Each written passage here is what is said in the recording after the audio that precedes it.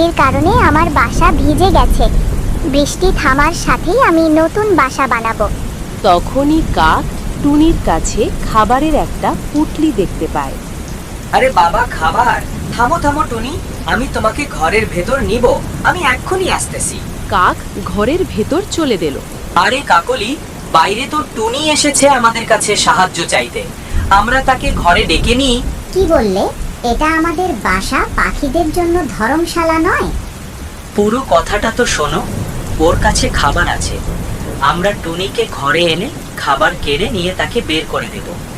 আচ্ছা, এবার বলেছো কাজে মতো কথা। প্ল্যান তো ভালো। মনে হচ্ছে এবার অনেক দিন পর তুমি তোমার বুদ্ধির ব্যবহার করেছো। কাকের সব কথা টুনি শুনে ফেলে। আরে বাপরে, এই কাক তো আমার খাবার কেড়ে নেওয়ার চিন্তায় আছে।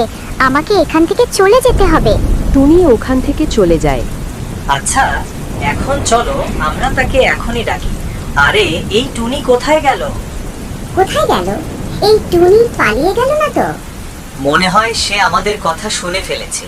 এদিকে টুনি একটি গাছে এসে বসে পড়ল। আরে বাপরে, ভালো হয়েছে আমি তাদের কথা শুনিনি।